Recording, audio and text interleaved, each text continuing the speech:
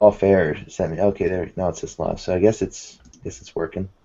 All right, cool. All right, so Andrew, you are a recent high school grad? Yep.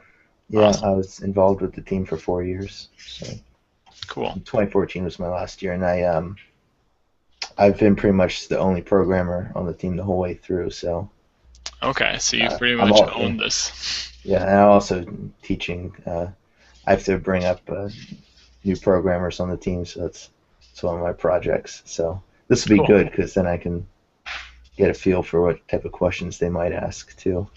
Yeah, and actually I'll even send you the video link so you can just have them watch this initially and then have a jump start already. That'll So, be good. Thanks. awesome. Okay, so do you have questions, or you just want me to talk about how I did Well, stuff, or? I'll give you a quick little background of our team situation. We started out with LabVIEW like a lot of teams do in their first year. Kind of got by, figured it out. Last year, partway through the season, we decided to switch to C++ because another team near us was doing that too. And so we figured we could kind of learn it together. But as we went, there was just a lot of little things about the language. We thought overall it was a great switch from LabVIEW, but there was a lot of little things about C++ that are kind of nitpicky and um, Yeah. frustrating. And so we thought this year it would be a much easier transition to try to slide into Java and try to avoid some of those weird buggy things. In my personal background, I am the coach, and I'm a math teacher at our school, but I have a background in programming. Okay. So a lot of this conceptually makes sense. It's just I don't know the specifics of how to set it up for FRC. Okay. Um, Yeah. Yeah. so We yeah. um we actually did C++ in my first and second year, Okay. so 2011, 2012, and then we switched mainly because I felt the libraries that WPI wrote in C++ were subpar to the Java version. There Okay. was for like for 2012, and I think it was still a bug in 2013. There was a chance that using network tables in C++ would just turn your robot into a brick because it would crash. Huh. And yeah, so I think the Java libraries are definitely much more well written. Okay. Yeah, Good to know. partially because it's easier to write Java too. It's Uh, that less to makes bite sense. you. That makes sense. Yeah. So yeah, so if you're, one of the things we didn't really realize, because we always looked at simple robot and iterative robot Yeah. template, and we ended up doing an iterative robot this year with C++, but we never, I don't know how we missed it, but the whole command-based Yeah. robot just totally escaped us, and so we recently started reading about it. So we're Mhm. kind of starting to get familiar with it, but for the most part, the whole command-based thing is a little bit new. Yeah. Yeah. Well, it's kind of it kind of piggybacks on top of whatever base you choose. Like if you're using like we use iterative robot, um, and then call the command based libraries from there. Basically, Interesting. it's pretty simple. Basically, in your main class here, you just for the both periodic functions, you just have to have a call to the scheduler run function, and then it will handle scheduling the tasks. Which so here I'll give you a little basic overview here. Each subsystem on the robot has a class, and Okay. basically in there are methods for accessing the motor or controller resources and sensors and stuff. Okay. And it really I tried to keep it where it's pretty basic, um, and have all the complex like if there's any complexity that's happening, that Hmm. happens inside the command because um, basically no matter what with the drivetrain you're running motors or you're getting the distance or whatever. So there are methods inside the subsystem for that, and then like the PID for driving distances or doing the joystick drive or whatever is in a different command that runs on the subsystem. Okay. So Um, essentially, try to keep everything as simple as possible. If it does need to be right, complicated, you put it in its own file. It gets called later on. right. Um, okay. Like basically, so like I guess a good way to do it is have the simplest set of functions that you'll need in the subsystem. Like if this was an ARM or something, I might actually put the PID or whatever control loop I'm using inside the subsystem, because no matter what, you're always going to be using a control loop on that. Okay. With the drivetrain, most of the match it's open loop with the Joystick. joysticks. Yeah. Um, Okay. but in autonomous, we still want the option to do closed loop control. Okay. Now, I guess part of the complexity is not so much. It seems like every piece of code that we've looked at, because we've actually have your whole code base open Yeah. in the IDE right now. But is how do you get started? So like, if you were to create a new project right now, Yeah. So I think they have a command-based robot template here uh-huh. if you make a new project. So would And that you would do command based and not iterative, even though you said you start with iterative? well, the I'll show you here. The robot template here will set you up with it's an iterative robot class, and it makes basically the basic structure for you. Um, so what that means is the basic structure here is your main robot class, and basically they set up a little thing here to let you run autonomous, and then run the scheduler in teleop and autonomous for uh, both of your modes. So Okay. and they give you an example subsystem too, and commands. So uh, one Let me see if I can catch up to you real quick. okay, So the file that you had open, the main file that had the iterative stuff, where was that here. So in my code base or in the template, in the template? it's so if you just called it like robot template, it should be robot template.java. Okay, so you open that up, and that's where it calls the scheduler from there. Right. So that's like the entry point. Okay. Yeah. And it currently doesn't call the scheduler in there. You were showing me you jumped to your code to see. Oh no, it does call it. Sure Yeah. enough. Okay, I get you. Yep. Um, And then you jumped into which one next? and so the next step would be you can look at their subsystem that they have defined here called example subsystem, Okay. which is in the subsystems package here. Yep. Um, and you see the one function here that it overrides from the inheriting class is init default command. Okay. And what that lets you do, so for in there, that's where you'd call set default command. Basically, that gets called by the scheduler when the subsystem gets initialized, and lets you set the default command. So, like in the case where the drivetrain on our robot, the drivetrain's default command is the joystick drive command. Okay. Okay. So if nothing else is running, it will automatically default to being joystick drive.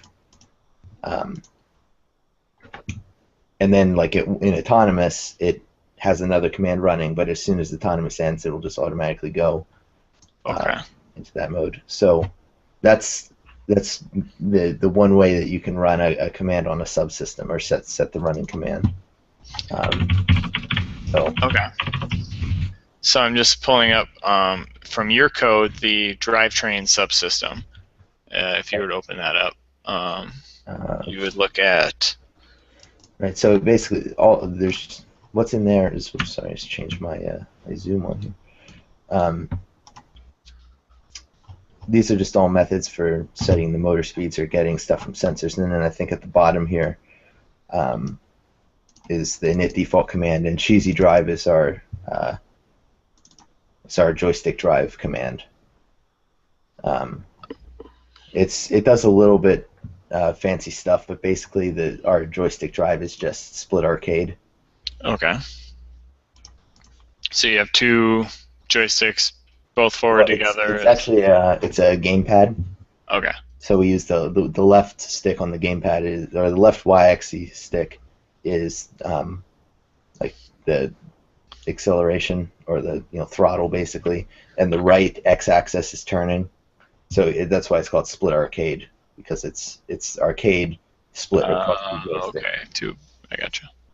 Okay, and so that's your cheesy drive, and that gets called from set default command in init default command. Right.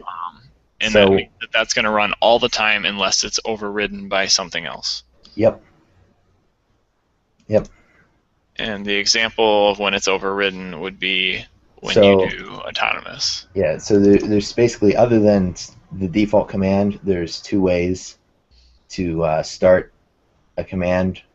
One is here, you see with like our autonomous, it will explicitly start it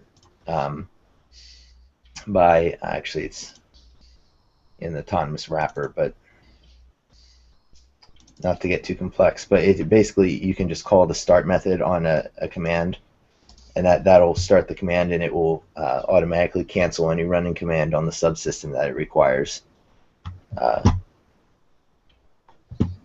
And then run. And the other way is, so for all like our operator interface binds and everything, you can actually tell the command base that this button on this joystick, when it's pressed, automatically run this command, which I think is a really great way to do FRC programming.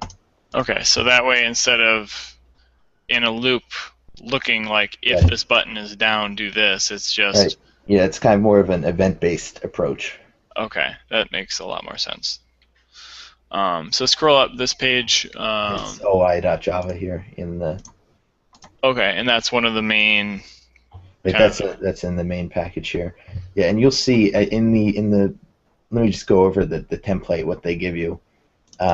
It will create a few classes here inside the template. The OI class, where you would define all the buttons. Robot map, where you don't really have to use this, but basically you just define a bunch of integers for like left motor, right motor, and it's just a kind of level of abstraction, so you don't have the port numbers all inside your code. Right, keeps it at the top level there. Right. Yeah, the command base class is what you. This is where the subsystems actually get substantiated into instances. It extends command, and then all your commands will extend this command base class. And basically, what you have is static members for each of the subsystems, so then you can access it from every command. So that's so why. So that way, one command can call a different command. Well, no, it's access to the subsystems. So like you see. So the drivetrain subsystem could call the shooter subsystem. Well, here, let me show you what I mean. For example, in the drivetrain one here at the end, I do drivetrain.setMotorSpeeds. Okay. Right. And that drivetrain instance right here, that's a variable, and it's an instance of the drivetrain class. Yep. It's referring to itself. I guess that cheesy drive isn't the drivetrain class because it's an extension beyond it. And the drivetrain. Remember the actual like motor controller objects, which in our case are talons, they're defined inside the drivetrain class. So it's got to be able to access them. And it accesses them through this method right here called setMotorSpeeds, which is a public member function or method. And so it's got to call that on a initialized instance. And you can only have you can't create an instance of the drive, like you couldn't say like new drivetrain in every class that you wanted, or every you have a whole bunch of drivetrains. Right. And you can only, and that would, by extension, making multiple drivetrain classes, you would actually try and make multiple Talon objects, and you can only have one Talon object per port. Right. It actually won't let you initialize another one. So it's basically just kind of enforcing the singleton. Right. Yeah. Throughout the code. Exactly. Yeah. Okay. And since basically, so since all your commands are inheriting command base, you can just you don't have to like access it from some other class. It's a local variable inside that class then because it's extending command base. So that Okay. lets me just be like drivetrain dot set motor speeds in any command or whatever. Okay. Um, so that's the purpose of that. Okay. Does that And make sense? so, yeah, and Okay. that means you could do it from anywhere else too. So let's say if on the shooter, whenever you click shoot, if for some reason you wanted to make it stop driving and Right. override that, you could do Right. that. Exactly. Now, one thing I think I forgot to mention here is inside a command, the way it knows that a command operates on a certain subsystem is inside the constructor for that command. You have to call the requires function and tell it which subsystems this command requires. Okay. Um, so that might help make it seem a little less like magic. Because you do have to tell, like if you're doing stuff with the drivetrain, you do have to explicitly say this command requires the drivetrain, and with Uh, that makes that'll make the scheduler give you exclusive access when that command is running. okay. So in the case of your cheesy drive, Right. pull that up. Where does Right. the scheduler So find out that it has so access to right that? here in It the says just in the constructor requires drivetrain. So okay. then if another command like an autonomous, like one of our drive to distance commands, gets called, they also require the drivetrain. Oh, okay. So then it would know cheesy drive and drive distance can't be running at the same time. So it has to stop the cheesy drive Okay. command. Okay. And is that how whatever the most recently called command is will be the one that takes precedence always? Right, unless you would set not interruptible on a command that's currently running, but without Right. anything special set, yes, whatever the most recent command is will be Okay. running on all the subsystems that it requires. Okay. And to better understand command base, so the OI sets all of the events. Right, Um, so events would always be button presses essentially on your right, on gamepad joysticks, joysticks. yeah. Okay. And the commands, what's the difference between a command and a subsystem then? Commands operate on subsystems. It's the way I like to think about it. And So, what's an OI so, event then if there are those so, commands? well, an OI event would be you're saying when this event happens, run this command. Okay. Basically. So And run this commands, command on this subsystem. the command will already be set up to do, whatever subsystem. Like so, cheesy drive will always be joystick drive on the drivetrain subsystem. Yep. Yeah. Okay. And so just thinking of like how we would essentially write our code, each of our buttons, our joystick buttons, get a place in the OI, and each of them will call a command, and that command um, Do an will action then. do an action uh, on some subsystem method. So, for example, if you push the drive forward button at full throttle, um, well, I guess it's not. Right. Well, usually you That's want to different. the drivetrain where it's kind of a variable speed control is the one exception where I'm just directly accessing the joystick. Okay. Everything else is event based. So let's say I push the shoot button, um, Right. and So that you'd have a shoot command then. and the shoot command. Let's say it spins up two wheels for 1 second, and then fires a lifter. Yep. Um, Yeah, so in that case, you'd probably have your shooter and your conveyor or whatever mechanism you have to move the game object mhm. as both of those would be different subsystems. Okay. Um, and now a command can act on two Multiple. subsystems. Yeah, that's fine. Okay. Uh, another cool aspect to this is the command groups. So, like, I can write a bunch of generic commands that do very simple tasks, like drive distance or put the intake out or shoot. Um, and then in the case, well, here, let me show you one of the autonomous ones. So our one ball autonomous here.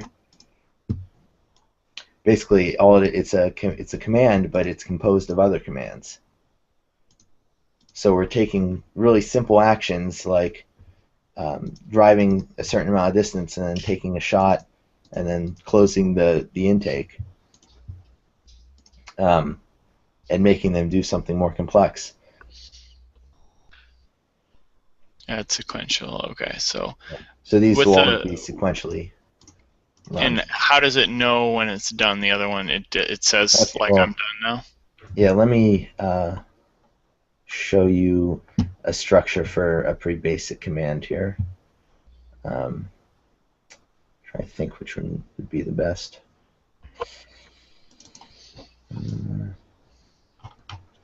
Here. Well, I'll show you their example command because that will probably be the best introduction.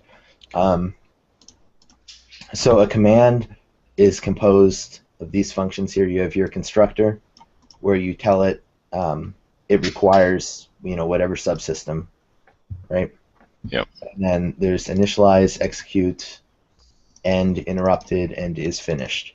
So the way the life cycle of a command, when a command starts, it'll run the initialize function once, and then as long as is finished returns true, execute will be called every time the robot loops. And then after is finished returns true, end will be called, and then the command Oh, will I run. see what you mean. So it's not gonna like restart execute on every iterative loop, is it? Well, every iterative loop is when execute will be called if the command's running. Okay. Okay. And then So I mean, a simple way to here, let me just sort of a simple way to visualize the life cycle of the command here is this is what it would if it was just like written out.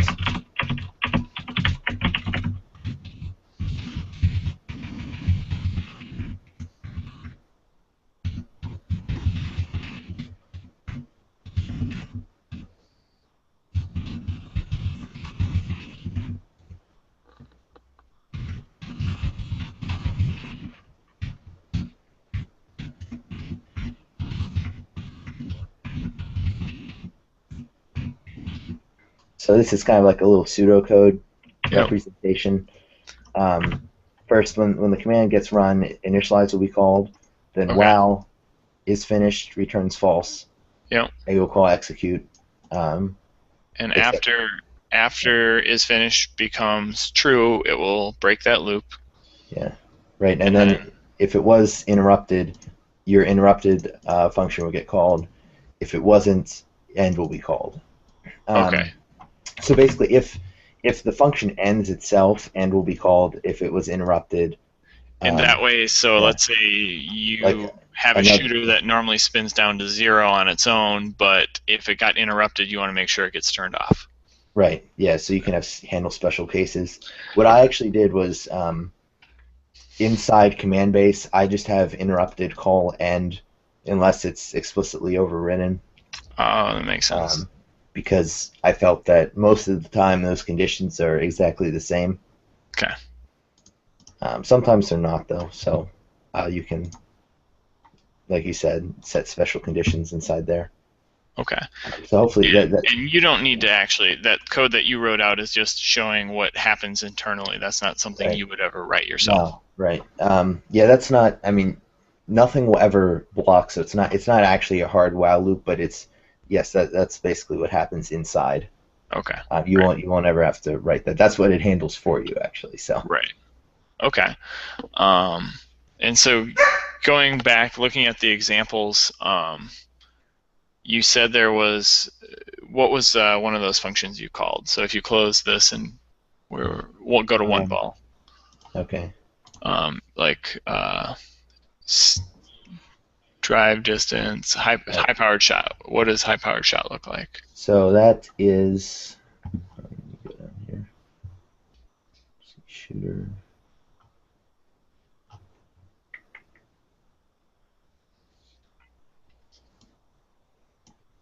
Am I blind?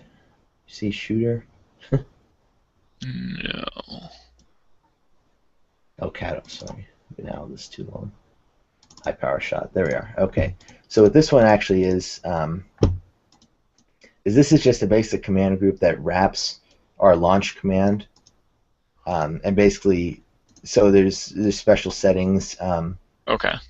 like to make it a high power shot, and then launch is just a generic interface for, or generic command for just launching the ball.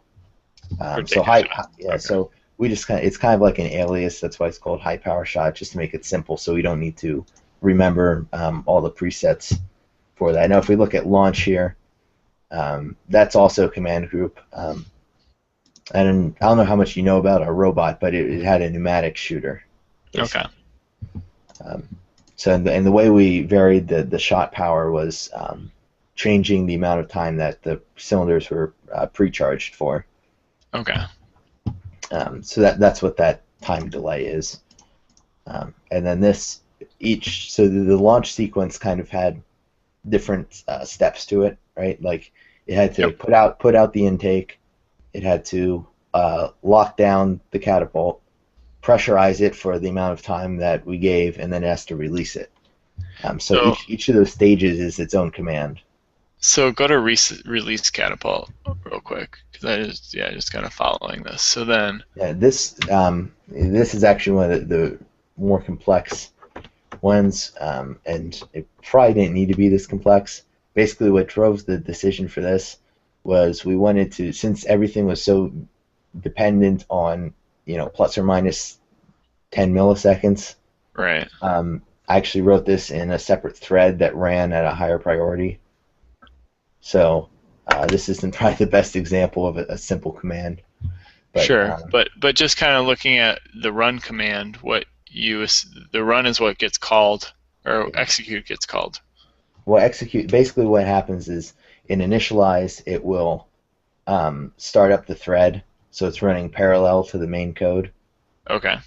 at one higher than the normal priority, which basically guarantees that it gets its timing correct. Yep. And this was like less than I think it was like we got less than a microsecond accuracy on it. This Wow. partially, yeah. So this is probably overkill because we thought we were getting variability from this. That's why we switched to a thread. But so there's Basically, you're yeah. saying that the cycle time of Right, the loop coming around was hurting it. So okay. that's why we did this. We probably didn't need to do this. It was more of a thing when we were chasing variability. It was Yep. one of the things that we tried to address. But even if we did it inside the main thread, I'm not sure it's made a difference anyway. Okay. But one thing, just a note here, one thing to avoid, if you tried to write this, like copy and paste this into the main thread, and you called the thread sleep, it would lock your whole robot. Okay. So that's one of the things to keep in mind. Even though it kind of, with the commands, it might feel like you're writing like separate code, everything is still executed in one thread. Okay. So you have to be careful about putting hard weights in there. Now, as far as time delays, it would just be a number of cycles that Yeah, you would well, wait. actually, there's a cool way to do it here. So let me see if I can find one that does this. Don't do it too much. Here I am. I'll write one up here in the example command. Basically, inside your constructor, you can say set timeout to like 1 second Okay. or 1.5 seconds or whatever, Yep. and then for your is finished, you'd return is timed out. And those are both functions that are built into the command class. Okay, and now you can run that in any single command, or that's only in the.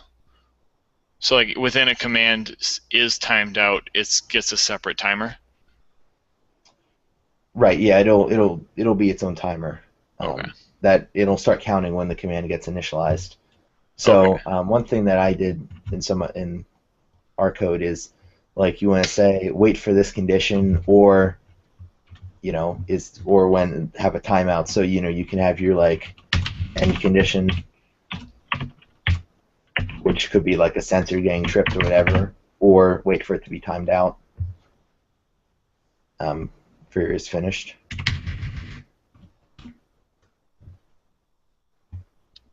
But yeah, this would be how you do like a time thing, basically, in the command-based structure.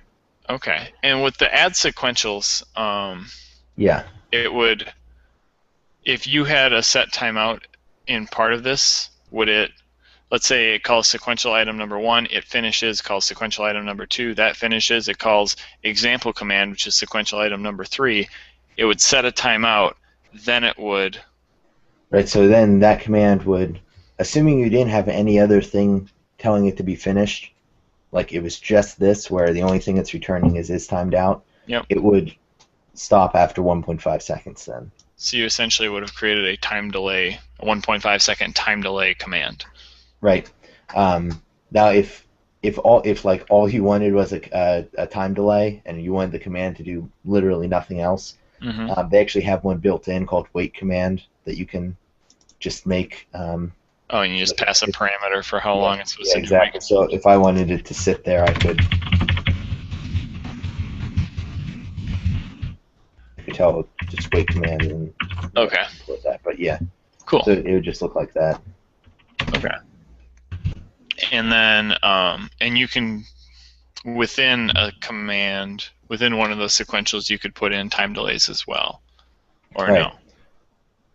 You can only, can you put it between only? So what you did is putting it between commands. Can you put it inside of a single command? Well, that would be when you use the set timeout and then is timed out inside the command. So like. You would just put the is timed out maybe inside the run, so that when is timed out, you would execute something else. Yeah, let me see. There's so much timing involved that, yeah. With a lot of the timing, do you put your parameters, do you abstract them far out of the code, or do a lot of them just get hard-coded inside? You mean for like, are you driving with time, you mean, or? I guess like a lot of your recharge right there, like how long should it recharge? That stuff is basically there's a high power shot and low power shot things, and it's hard coded into those. But anytime you want to do a high power shot, you just say new high power shot. All right, and you call that command, and that command has that constant built in basically. Is there a way to do that without having it built in to like have a dashboard parameter that you can adjust? Yeah, like so the way we do all of the ports here, there's just a class with a bunch of integers. So that's one way you could, instead of having these are just ports, right? But is that different than robot map? I called it port map.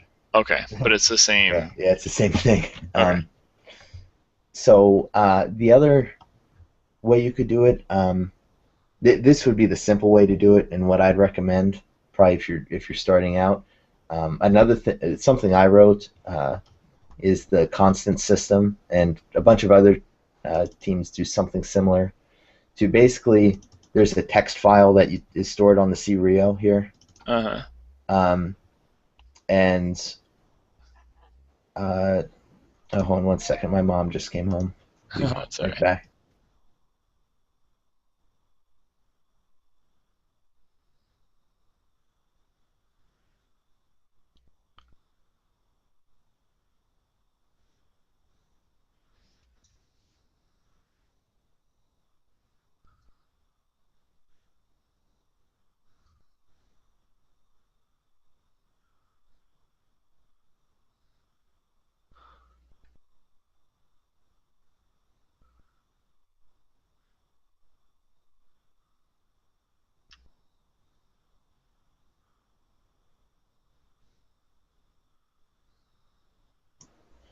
Okay, sorry about that. So basically, it's like an array list, except they have a weird way of doing it because it's micro edition Java. And basically, these are just all the defaults, and then it goes through, and there's basically like a little CSV of all the functions or all the constants. And Okay. I had to write my own parser for it. So it's probably a little bit more complex than you might want to delve into right away. Now, what's the benefit of doing that versus just putting it in the? Right. So if I wanted to change like the distance that it drove Yep. or the speed or whatever, something that I've made a constant like this, Yep. I could just FTP a text file to the serial and Which is not have to wait for it to re-download. Um, okay. So there's no rebooting involved, right. essentially. Yeah. Um, yeah. Actually, if you look at constant server here, you can also telnet to it and change the constants. So you don't even need to FTP it. You just open up PuTTY and telnet, and it can save the file in the serial too. So. Oh, neat. Now, Um, can you? So the one thing that seems like it'd be simple to do, but I've never figured out how to do it, is um, smart dashboard to just have like a text box that it reads from. yeah, that's pretty simple. Okay. I don't Basically, know why we spent months trying to figure this out. in C++ or Java, C++. 'cause yeah, the C++ network, the whole network tables implementation is, last I checked at least, maybe the condition has changed, but it's pretty crappy. So in Java, it's pretty nice. So like here in Autonomous, for example, or yeah, this is back in the template just to Okay. have without a lot of clutter around. Yep. If I wanted to like my variable, if I wanted to get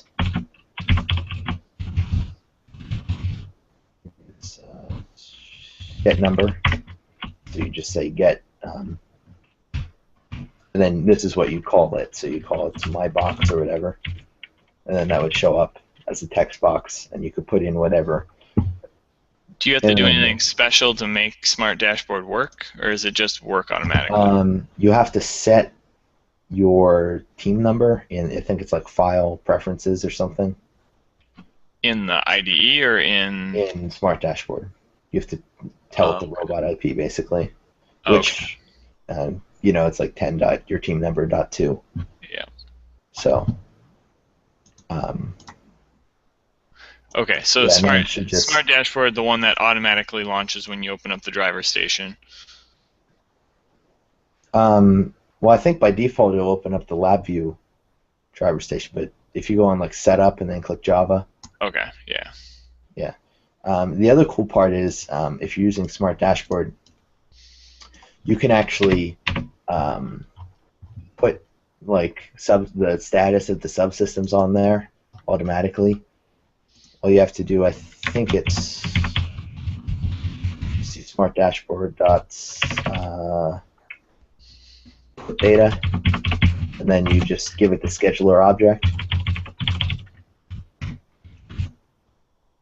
Yeah, Okay. and then it would show each subsystem on Smart Dashboard along with whatever commands running on there, and you could cancel a command from there or whatever. Whoa, that's amazing. So yeah, it's pretty cool. That would be awesome. So that all makes a lot more sense. As far as getting to something like what you have, looks like a monster. The best way to get started is to do what? What would you do first if you were starting out a totally new robot, totally new project? Well, I would probably start with the template that they give you here. Okay. And so then what? Yeah. Basically, then I would say like, okay, we'll name this. Well, the subsystem that they give us here, we'll name it drivetrain, because that's every robot has a drivetrain. Okay. And just to keep it simple, we will just have 2 motors, one left and one right. And these are the ports that they're on. Yeah, you probably want to give it better names like left motor, right motor. Okay. And then inside here, we'll call it left new Talon motor. Um, Okay, so you're now in the drivetrain.java, which is the subsystem. So in the right. subsystem, you're defining in your this is that the constructor up there? And No. they're just normal. Oh, right above. Yeah. Yeah. Okay. Actually, I haven't even defined the. Yeah, yeah, and I mean it's safe to. You don't really need to define them inside the constructor because they'll just get initialized anyway. Okay. Um,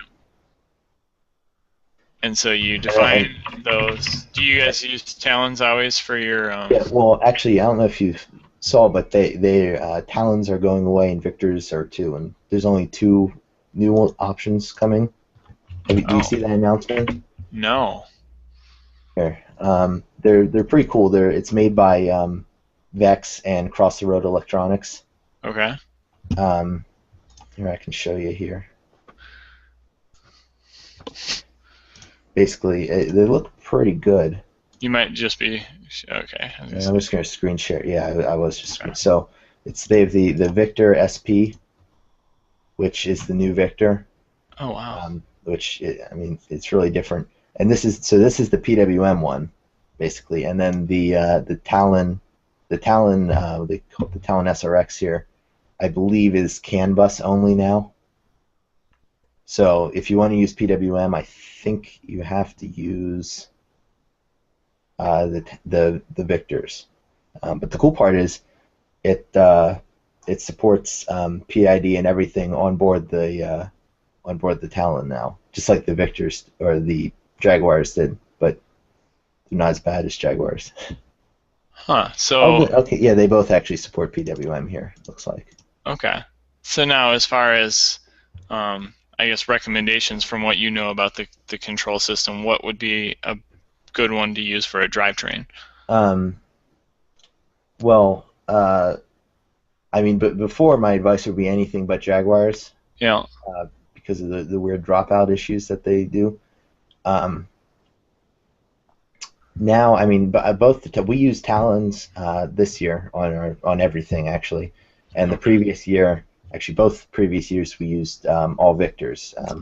Okay. Most of those were 884s though, so they didn't have the new Victor 888s versus the Talon were pretty much similar because they're both very linear in response, Okay. and obviously the new ones are basically you just have to decide are you using CAN bus or using PWM. And what's the difference as far as we always did everything PWM, Yeah, but which I mean, so you know the control system, the new controller next year. yeah. You heard about that? Yeah. Yeah. So apparently, previously the CAN bus implementation in FRC has looked pretty scary. It's been expensive to get into, and it doesn't always work right. Okay. And the last thing you want is your robot to turn into a brick because your motor controller communication drops out. So Right. we've always used PWM. Okay. Now, I mean, I would personally give it a year, and I'd stick with PWM unless you really feel you need some of the features of like doing PID on the motor controller, which is probably overkill anyway. But if the CAN bus implementation on the Robo Reel looks to be good and no one's complaining, I mean, it might be worth it. You'd simplify wiring a bit, but I don't know. I mean, there's a price difference too, so it's probably not. If all you're doing is driving motors, I'd still stick with the Victors. Okay. So And, the new Victors, are they going to ban the old Victors? Is that usually no, how that I works? doubt that. Okay. Well, the only time they ever did that was way long ago. They had the Victor 883s, um, which were really old from like 2000 or something, pre 2000 even. And we had a few of those laying around, and they switched to. That was the only time that I know that they've switched to saying you have to use 884s. Okay. But when the 888 came out, you could use 884s or 888s. So I Okay. doubt they'll ban. Plus, I mean, teams have like stockpiles of those, so there'd be Yeah. a riot if Yeah. That's what I they was thinking. I banned was them like, we don't too. have enough money to buy all new motor Yeah, controllers. So, okay. yeah. And then but in the Java system, a victor is a victor is a victor. Right. Yeah. Any PWM speed controller, you can pretty much use any class. I think there's not really too many differences in the pulse width or Okay. anything. It should be pretty standardized. Okay. So the CAN bus is just that extra level of complexity, which Okay. So we'll just ignore that for now. yeah, you'll probably know you need it when you need it. Okay. Um, Okay. So getting back to this, then your yeah, drivetrain, you declared your left and right yeah. talons, and then So and constructor, then you didn't really need anything yet. right. So then I would just make a function here to access them because they'll be private members inside this class. Um,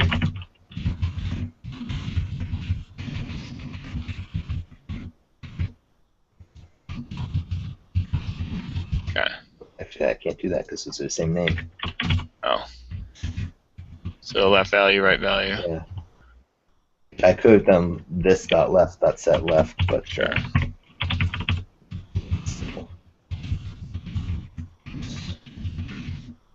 Okay. yeah. So you know, a lot of people might look at this and be like, "Oh, that's kind of pointless because you're just passing in. You know, you're not doing anything." But the beauty of doing it this way is it adds a level of abstraction. So that So if down the line you want to have like it modify it somehow, you can do that in yeah, that place. right. Exactly. So it doesn't become a pain like, oh crap, I need to do it like everywhere. Like let's say the left side needs to be reversed and it needs to be reversed everywhere because you wired one motor backwards or something. All you have to do is put a negative there and it would change it as long as you use this function to access it everywhere. It would work. It would change everywhere then. Right. So just get in the habit of getters and setters. Basically, yeah. Yeah. Okay. Um, so and then inside your command base here, um, well, since it already created it and I just right click refactor, it updated the name for me here, but I'll change the name here. Here, and they actually give you an example of putting a subsystem on smart dashboard here, but I'll take that out for now. Okay. Um, So okay. yep. And then we'll make a command here called. I'll rename their default one again to joystick drive. Um, Real quick question with yeah, Java. So you put talon left equals a new talon. So you created the new yep, talon up above the not in the constructor. right. Um, and then if you open up robot template or no command Command base.java, base. it has public static OI up there, and then in the Yeah, constructor OI is new OI. yeah, Both well, of those are considered acceptable and yeah. equivalent. Yeah, you see here, they give you a little warning here. So you do have to kind of be a little, actually, this only really applies to static members that are done like this. Um, so if you're just doing normal, Oh, okay. normal, So only if it's a yeah, static. there's possibilities where it won't actually initialize it because it's static. Because like here, for example, in the drivetrain, there's a clear point when the drivetrain class gets initialized, it'll initialize these because there's a clear Yep. point of initialization. And sometimes if they're static, they won't always get like if you just access them, you might just get null. Um, so that's why they do it like this for the OI. But for Um, subsystem, um, as long as they're not static, don't really worry about it. well, that one said Basically. public static drivetrain, Yeah, these are static. or like yeah, public static drivetrain. Right, Drivetrain is new drivetrain. So that one's okay though. right. It's yeah, basically the only reason they're doing it like this is because right away the OI is going to need to initialize commands, which are going to need to require drivetrains or require your subsystems, and that's just to make sure that they don't get past null. Oh, okay.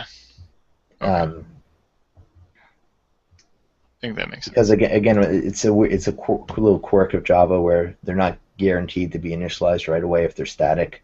Okay. Um, but here, I mean, if you just want to be super safe and have like a catch-all, You can put in you there. can put in the constructor and not worry. I mean, it's not really too much extra Okay. work. You just Okay. Because I like the way you did it in general. yeah, As long as yeah, it doesn't yeah, give some weird bugs. But so most of the time it should be fine. But yeah, if it doesn't work out, try that and see if that yeah. fixes it. Well, yeah. I mean, you only have that quirk if you're doing static members and you're not Okay. inside here, so it doesn't matter. Awesome. Awesome. Um, Okay. Okay. So you define your in your drivetrain. You've got all of that, and then if you back up one level to the um, the what one command were you base. just in? Command base. Yep. Yeah. So here's the drivetrain. We just call it like all lowercase drivetrain, right? Yep. And that's in our command base. And then if we go over to our joystick drive, you'll see that we're inheriting command base here. Okay. So what that'll let us do is require drivetrain. Now, That joystick drive requires is you renamed example command and turned right. it into joystick drive. Yeah, correct. If we just wanted to make one from scratch, you can when you go to create a class or no, you do other. Sorry, and they have if you click on templates here of command-based robot, they have templates for command group, PID subsystem, and subsystem. So like if I would create this command, call it drive for time or whatever, it'll automatically create all those methods for you. You don't have to Awesome. really worry about And it. to access that menu, you right-clicked on the package folder. Right, that I want to create it, and you can probably Oh, also go up here and click new file or okay. whatever. But And now that's just the way I do it. the packages, you have a bunch of packages in your other Yeah, one. yeah, You started breaking that off as you that's right. That's the way I separate like the commands that are like really specific to the drivetrain or to the intake or go. Okay. whatever.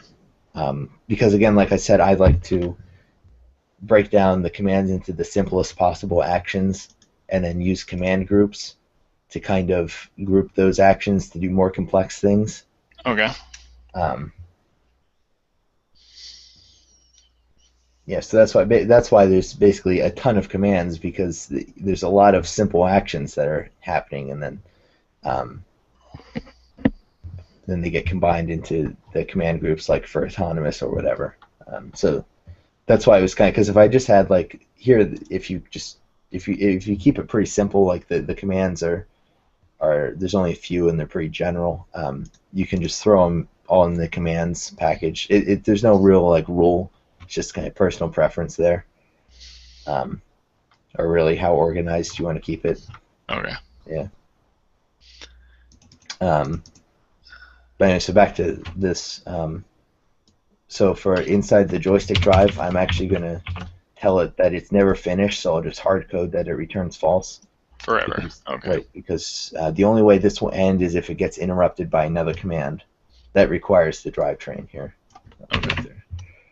Um, so and then inside here, actually one last thing. So we have to, oops, sorry, I changed the zoom there. Inside the OI here, we're just going to make a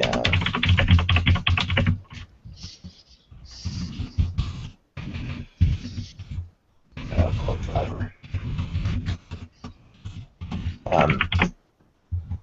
Oh, and there's a number of ways to do this. I don't know. Let me see which way they tell you. I know.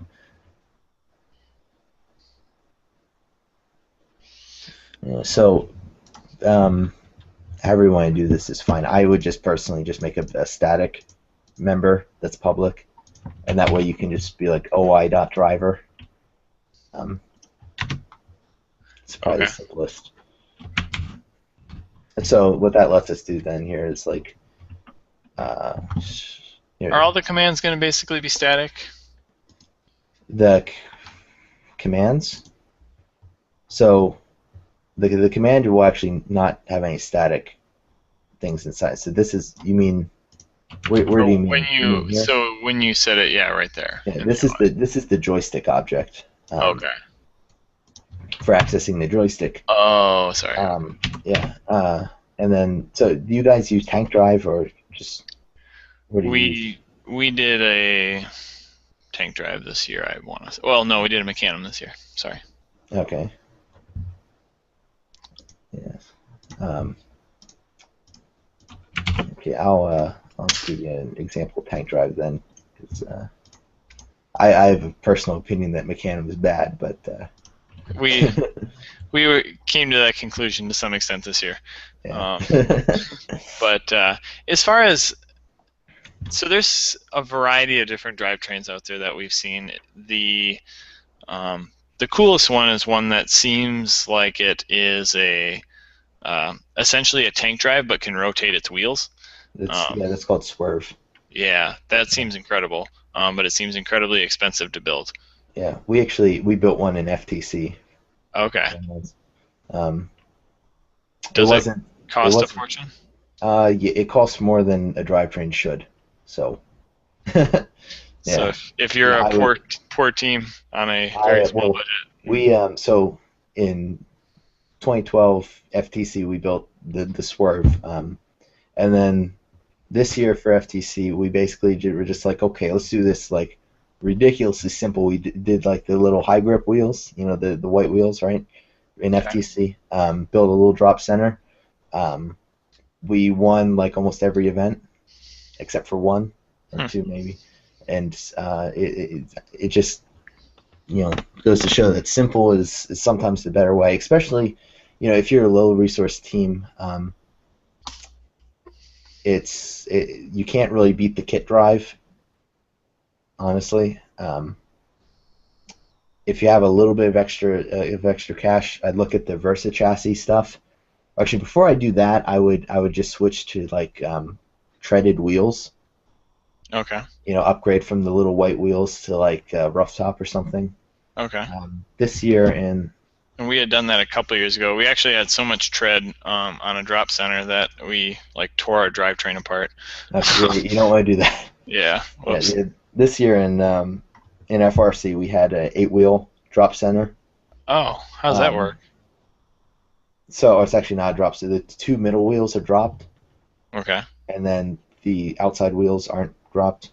Sure. Um, and it was a West Coast, so it means that um, the wheel is actually cantilevered Okay.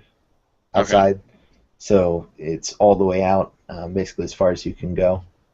Uh, let's see if I can show you here. I don't know if come on in.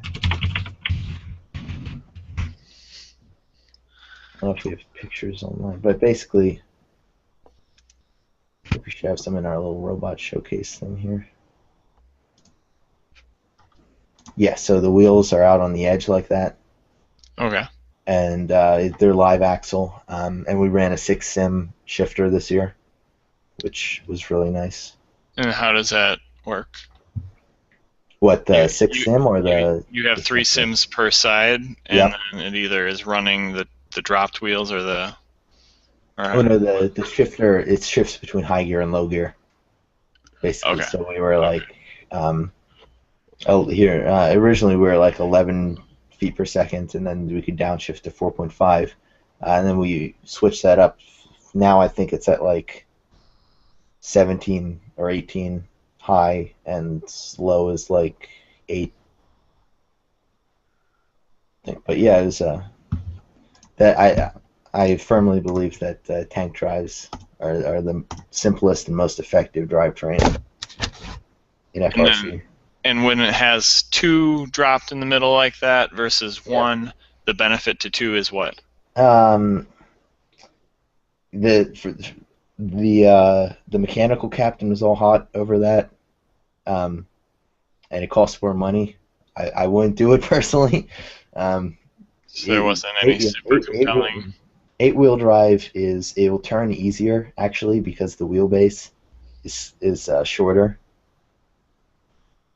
You know, I mean the width between the wheels basically. If you Is think of it like that, less, is so less. it'll Yeah, so it'll have a tighter turning yeah, radius. yeah. But I mean the you're not getting that much extra turning scrub with a six wheel drive, um, and it's cheaper. So I mean, unless the one case where eight wheel drive is sometimes useful is if you have to go over like an obstacle, like in 2010. Um, Okay. but even that, you could do that with a six wheel drive if you tried. I'm sure. But for flat field, six wheel drive is the way to go.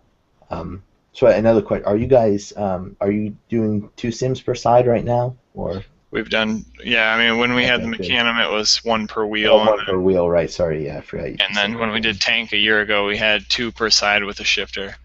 Oh, that's Um, good. Yeah, and that, yeah, I think the over treading was kind of an issue. It was really set up to be a snowplow right. Yeah, for yeah, better, mainly for worse. But like there were times where we ended up pushing two opponent robots like across out of the way, uh, but we were yeah, also incredibly slow at getting anywhere useful. So yeah, yeah. That's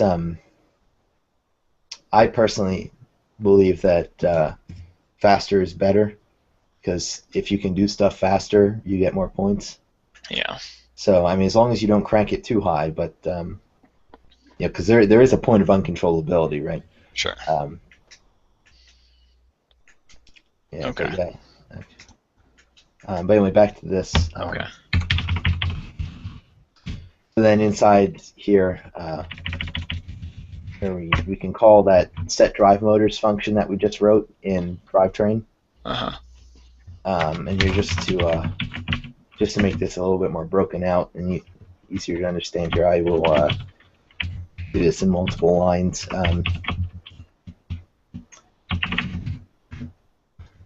So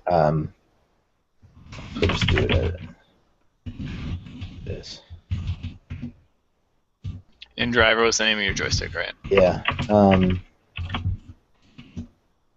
I guess I'll do a simple. This is a very simple and quick arcade.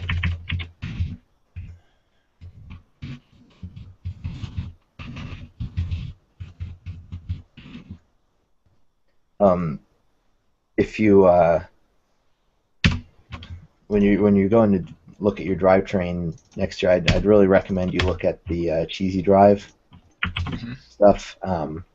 So if you don't know, that's a thing that's basically pioneered by Team 254.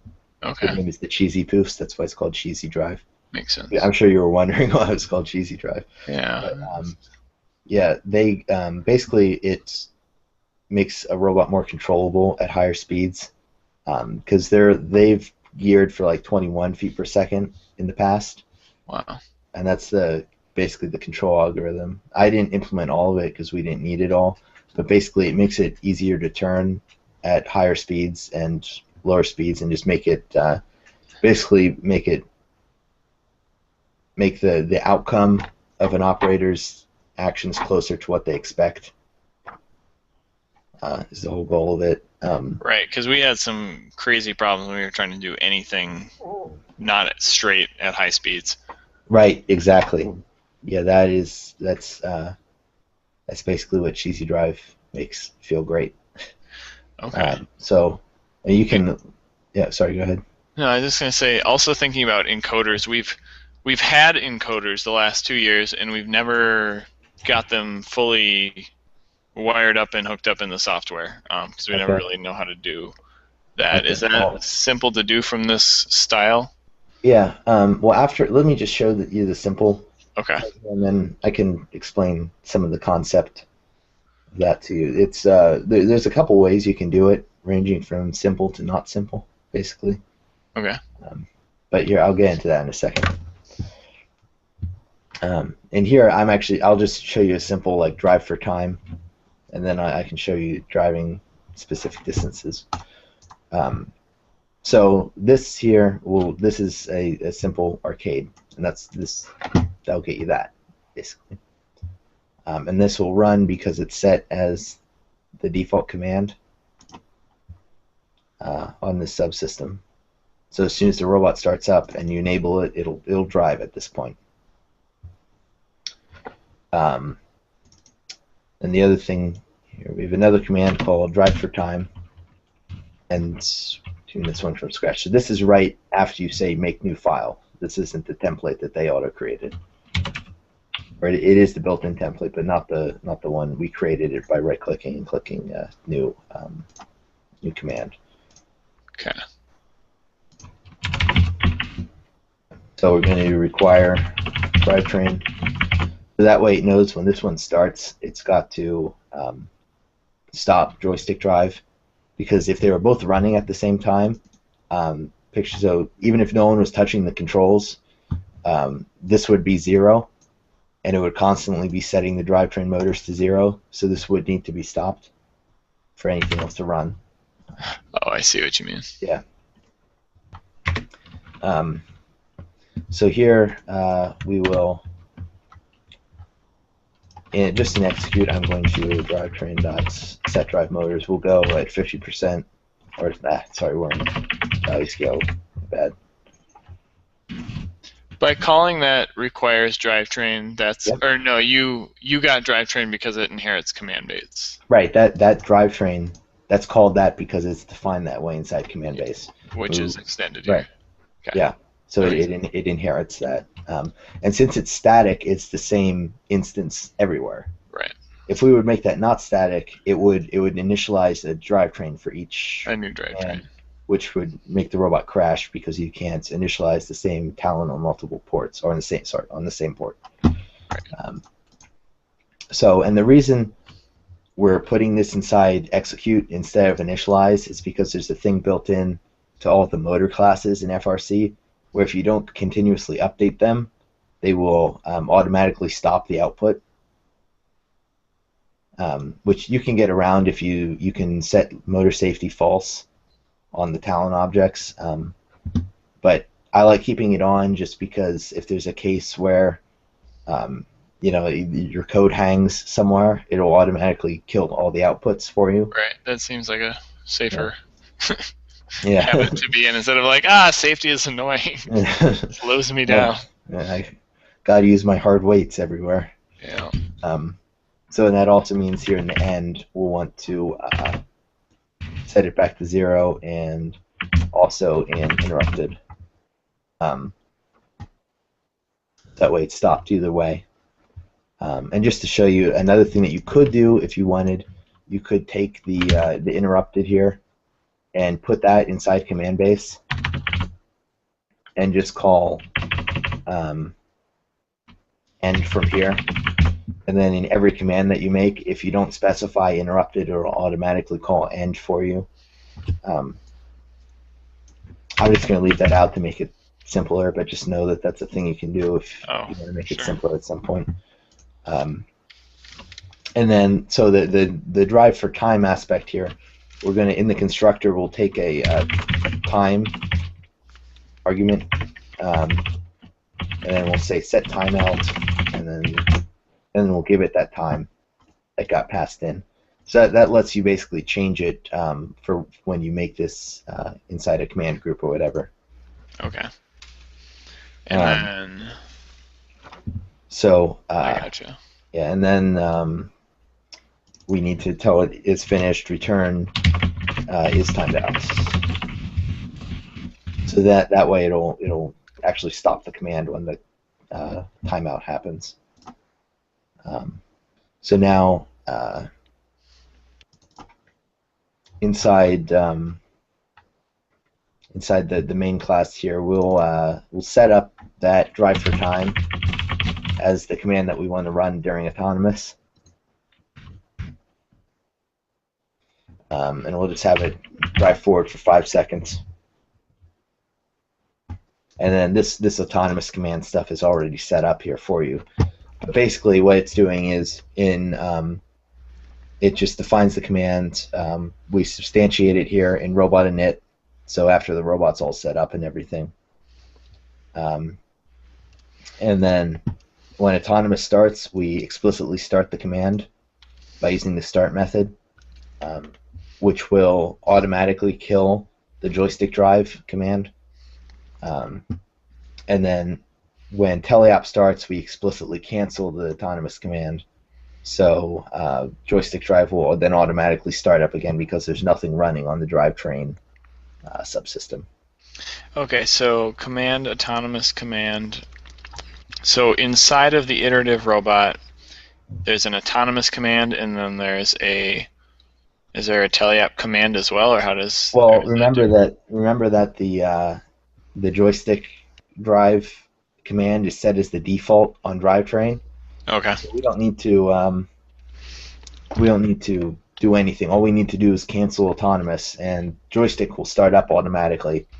Um, and any of your operator interface buttons or whatever, Mm-hmm. they'll automatically be listening already. So all you have to do is press a button, and it'll do whatever.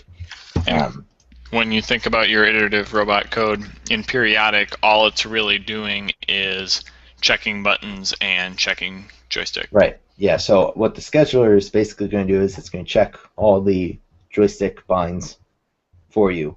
So when inside OI, if you do new joystick button and you set up the joystick button, the scheduler is actually checking all those internally, and then if one's pressed, it'll execute that command.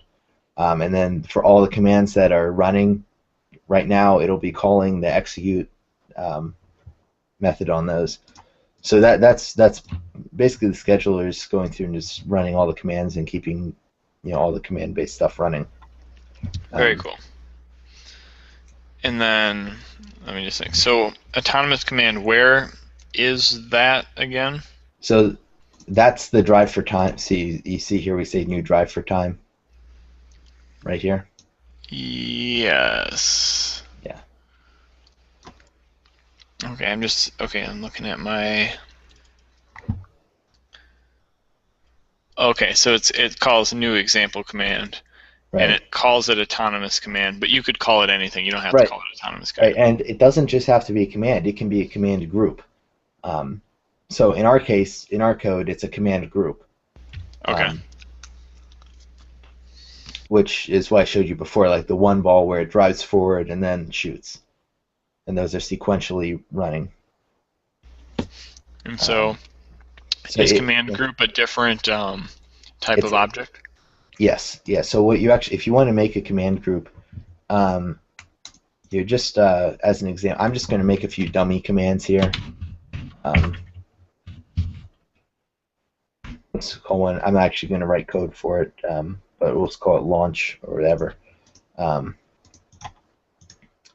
So and then we'll make a command group here called one ball auto. And sorry, actually, I will I'll use their template just to make it a little simpler. Here we'll say new command group. We'll call it one ball auto. So inside here, inside the constructor of your command group, and let's go here and add those commands as sequential. So we'll say new drive for time. So it'll drive forward 5 seconds, and then after that we want to shoot. And Okay. so then you'd run your launch command, and that would do whatever, just to launch the ball or do whatever with the game object. So and then inside inside your iterative robot class, that's where you would you'd say one ball auto then as the command that you're running. Okay. And so because internally the iterative robot really isn't the thing driving things, it's the autonomous command dot start you do at the beginning of autonomous, and then at the Right. beginning of teleop you cancel it so that it doesn't interfere with anything later on. Right. Exactly. I mean, technically, especially since this is all timed, right? It'll end before 10 seconds. But if you're doing something where it's waiting for something, like a good example is, let's say like you wait with the encoders, you wait till you get a certain distance or whatever, but your partner does like a U-turn in autonomous and slams into you, and you never Okay. actually get there. Yep. If you don't explicitly say just cancel it, or have some timeout or something to stop it, it would still be trying to get to that distance during teleop Okay. before, and it wouldn't let your drivers drive until that command ends. Okay. So that's why you hard end it, Hard, and yeah, that you that would force it. actually call it interrupt instead Right. of end, right? Correct. Yep. Yeah, that'd be a case. Also, like uh, when we start this,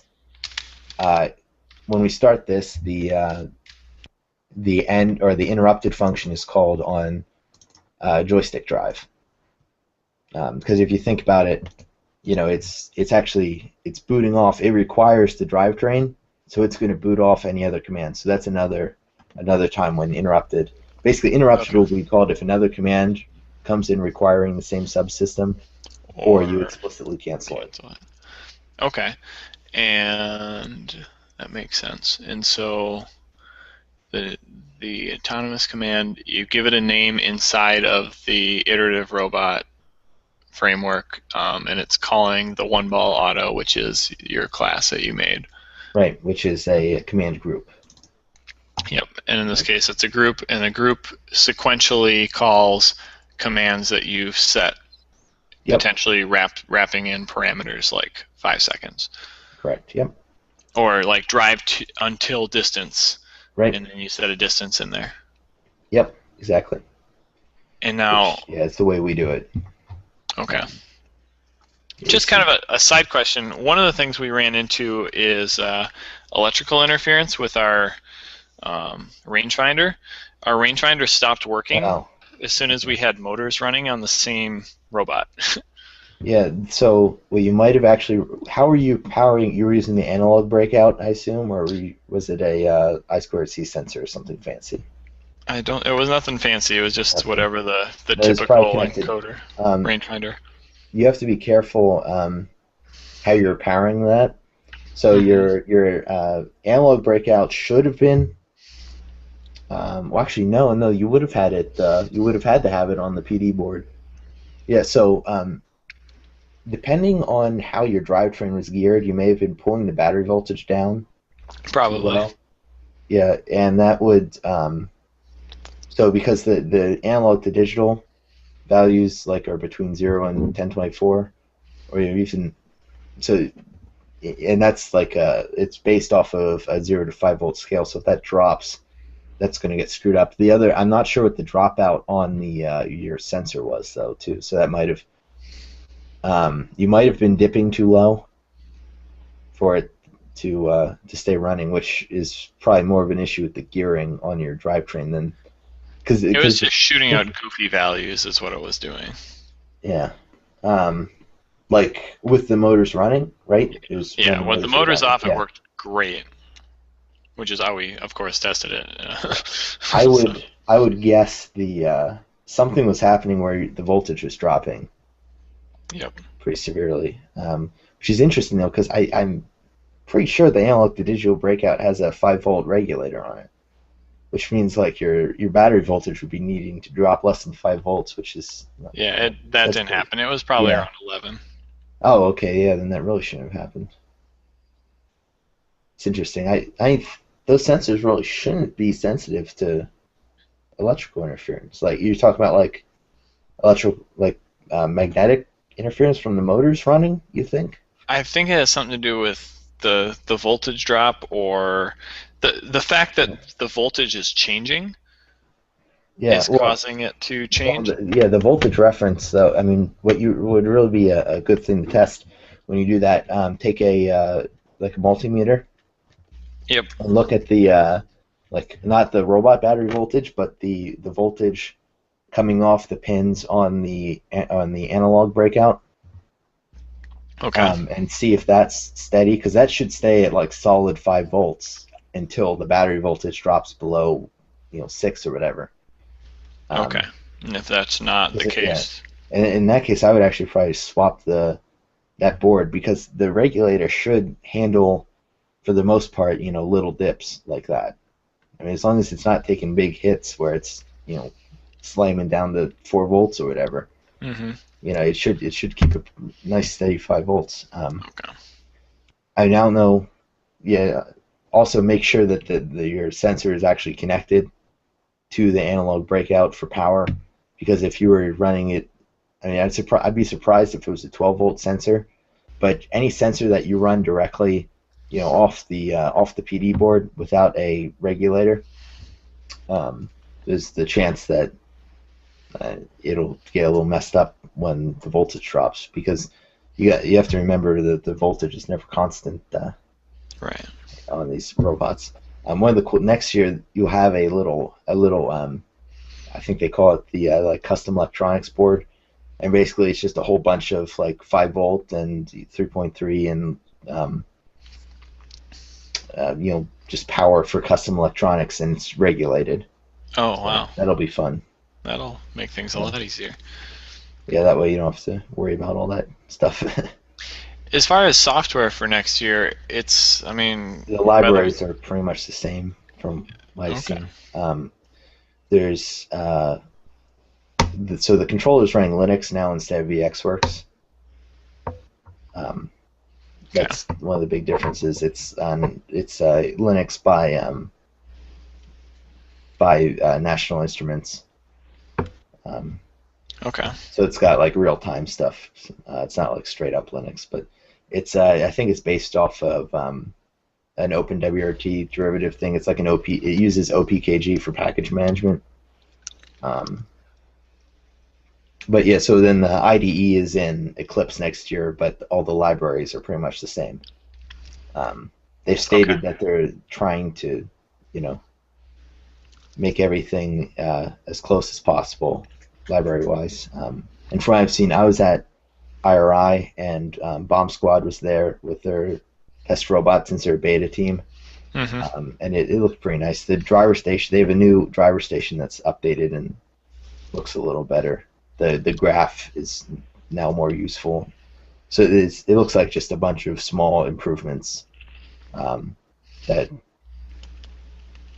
there's not really like major changes. Like all this stuff that I'm showing you will be useful still. awesome. Yeah. The things like to get driver station. I mean, I guess because we came in with LabVIEW and everything, is that Right. you just pop in your LabVIEW disks and just choose to install only the driver station parts? Is that how it's actually done? I never use the discs. I always go. I think you can go. It's on the National Instruments website. Okay, so there's But yeah, you just whatever the update is, you yeah, do that. it's yeah. You go. It's like NIC. Basically, you just click FRC tools. Okay. Here it is. Actually, I think the website wasn't so slow.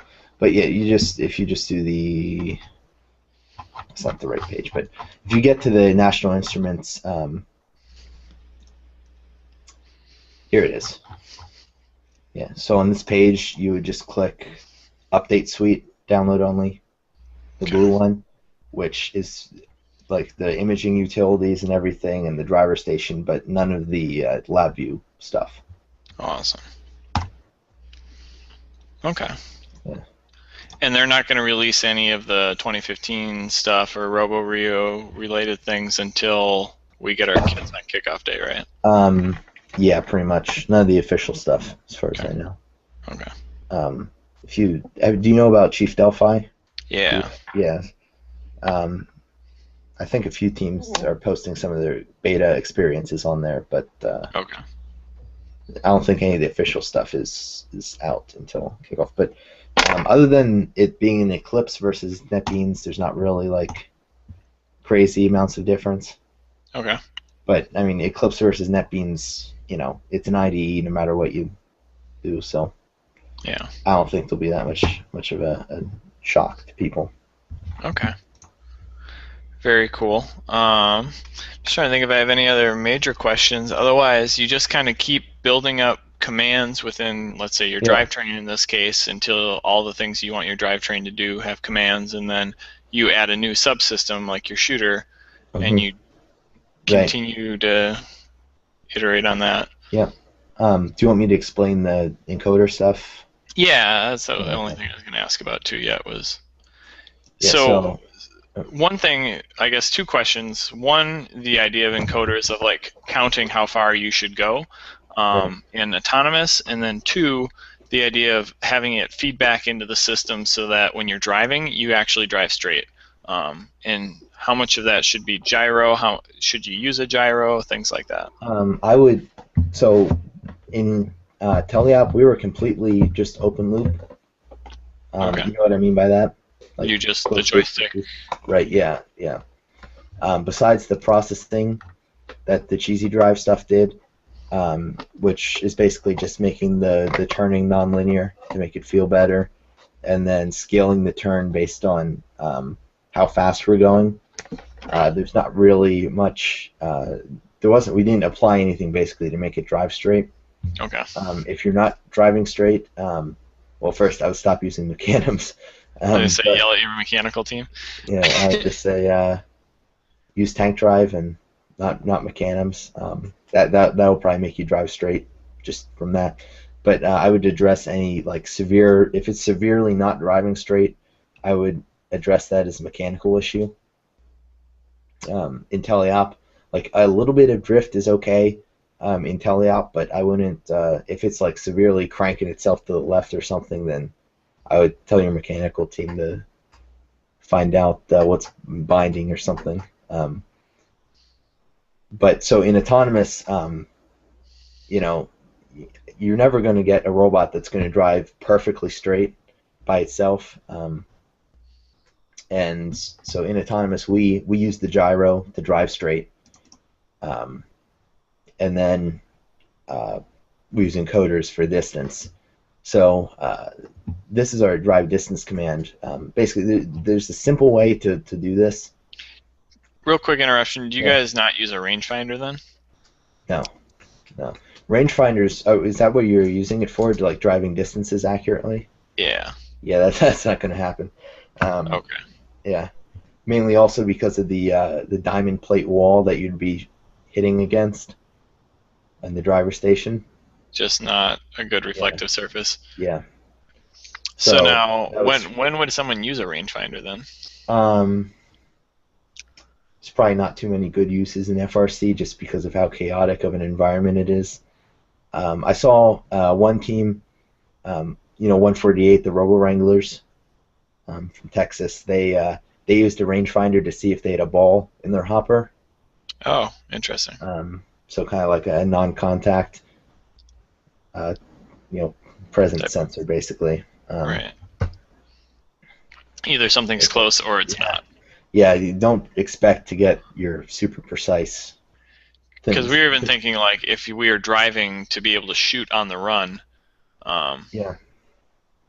what's a good way to shoot on the run? Um, well, when I did it, I just did it by eye. Okay. So another good So thing. driving practice is the Yeah, answer to that yeah. question. Well, something else that's sometimes helpful. You can put a flashlight on the front of your robot, right? Okay. And get like one of those super bright focused ones, um, and either point it at the ground or somewhere where your driver can tell how far away he is, like either by where the dot is on the wall, or the size of it if it's pointing like straight, right? And judge it by that. That was helping me a lot towards the end. And What, actually, sorry, go ahead. yeah, I guess I'm not completely sure what you mean by that. So you have a Yeah, little light flashlight. mounted on the robot, and It's a depending on flashlight. Yeah, and okay, I just say like, okay, so I shoot whenever that light is, right at the top of the goal, basically. mm, pointed up at an Um, angle type of thing. yeah, Okay. yeah. If you look at the 2012 World Finals, the two Okay. world champions used flashlights to line up all their shots.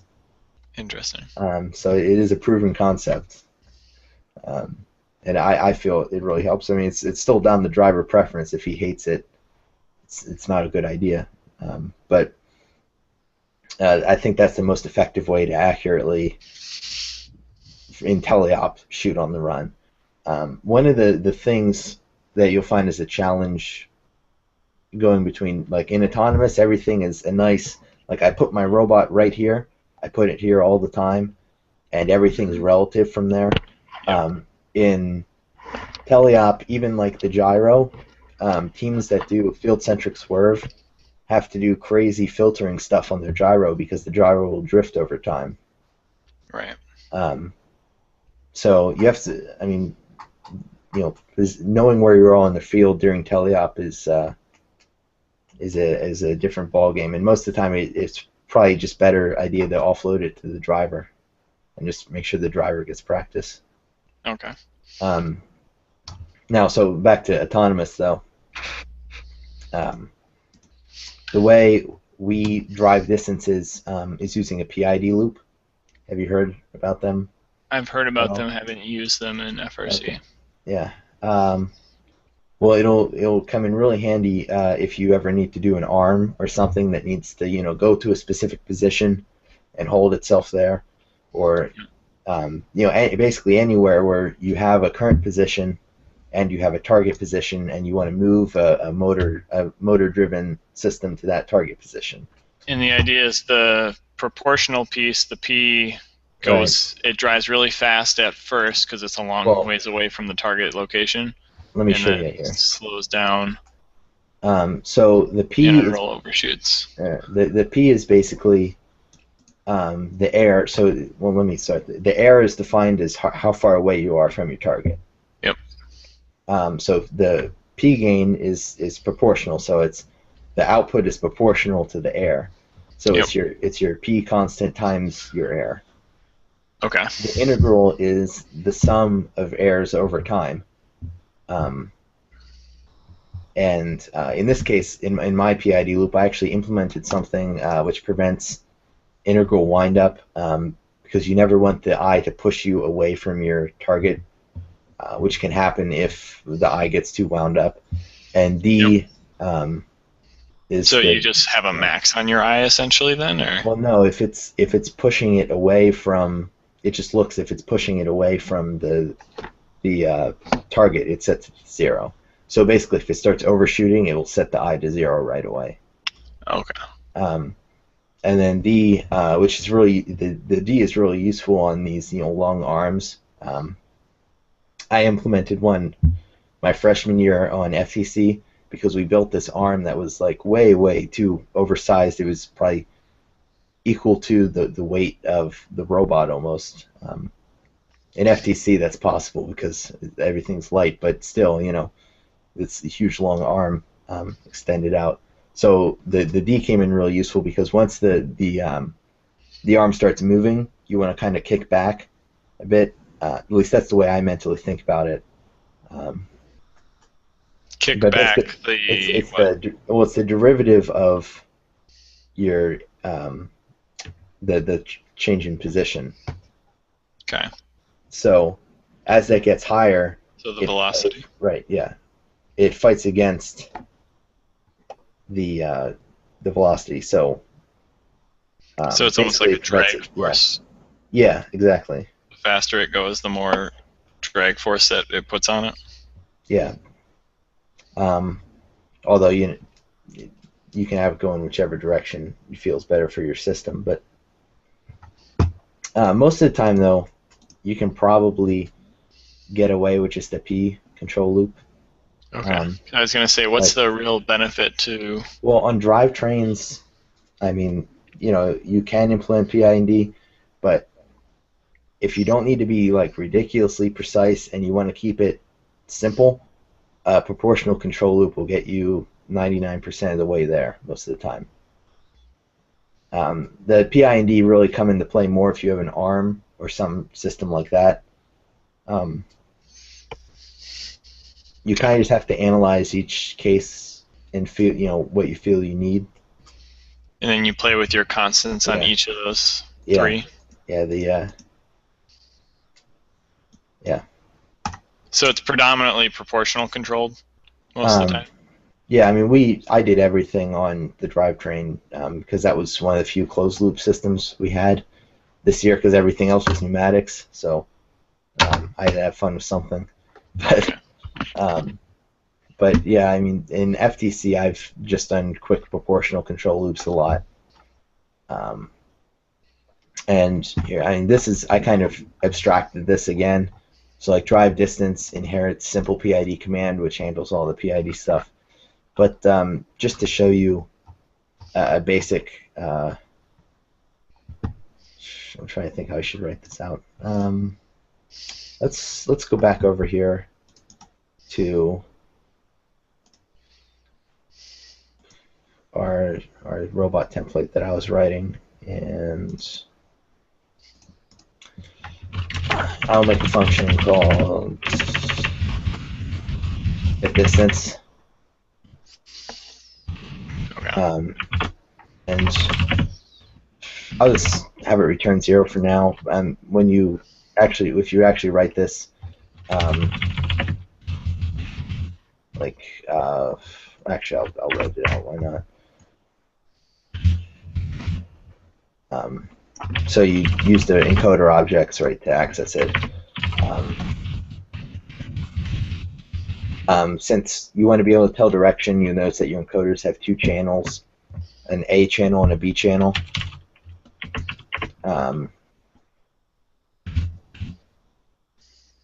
Okay. And basically what's happening there is it's just a series of pulses going over the wire, and the second channel is 90 degrees out of phase with it. So the simple way of looking at it is it just looks for one pulse, and then it checks line B. If line B is high, it's one direction. If it's low, it's the other direction. Oh, I see. Okay.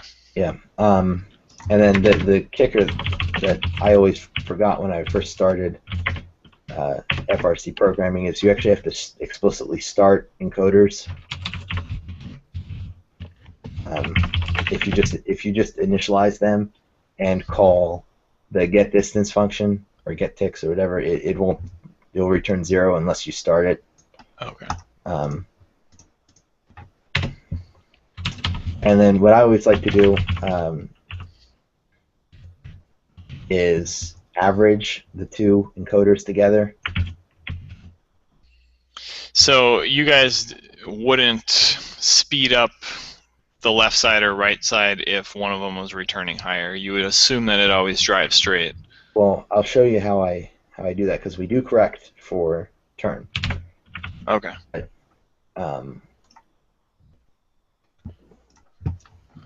Yeah, so, and then here we'll also set up a gyro.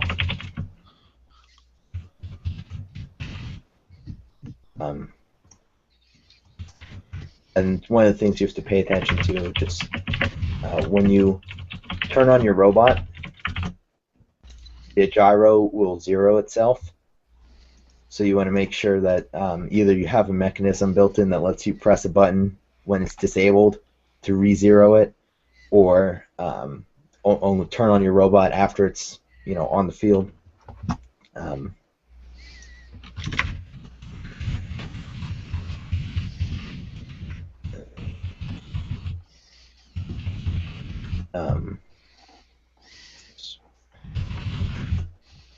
So now we have our getters set up for the distance and angle, and then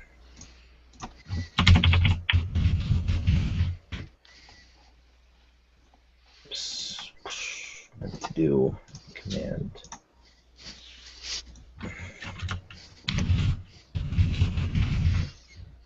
So I'm going to actually write out just a proportional control loop, but something to keep in mind is that there is a built-in PID class, but if you use the built-in PID class, it'll just be a little bit harder to do the gyro drive straight here. Okay. So here's new distance. We'll set that.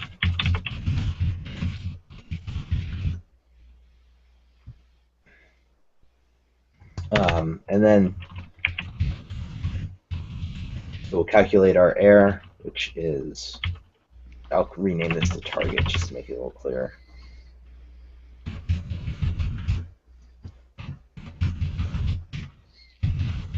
Do you have to explicitly do the this every time or not? So the reason I did that was because it was the same name. Oh, okay, I gotcha. So this would actually refer to the member The one. class one, yeah. But if I just said distance, it would refer to the local Right. variable. So because they're named something different, you don't have to worry about that. right, yeah, so that's why I took it out there. Awesome. So, and actually, I'm also going to make can't spell. I'm also going to make air a member here just so we can access it down here. And then constant.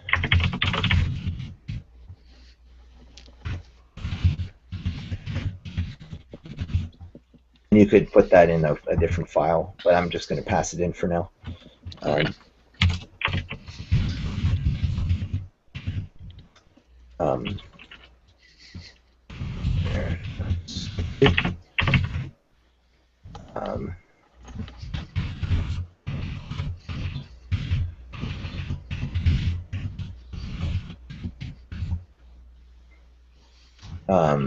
And then, so this speed then, the error times your proportional constant, that would be, if you just wanted to drive to target,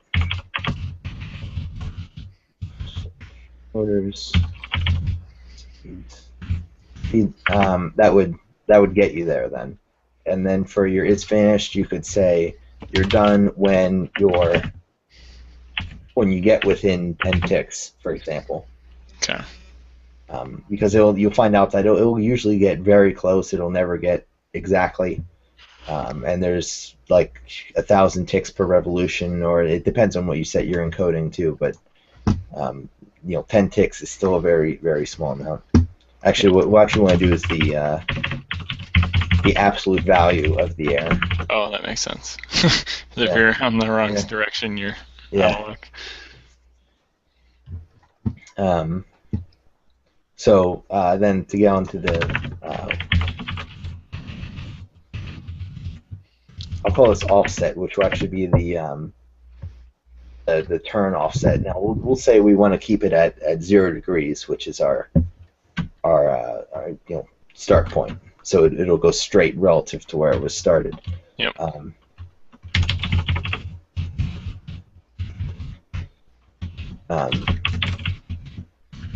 And basically all that is just another proportional control loop. If you wanted to, have it go to 50 degrees, then you could easily just, put in a target there, like I did with the air, and find the distance away you are, and then multiply that by your turn constant, and then you have a proportional. So it's basically two proportional control loops, basically, if that makes sense. One is the distance getting you to the target, and then one is the turn. And then the way we mix the two together is by using this same arcade math. Basically, you just do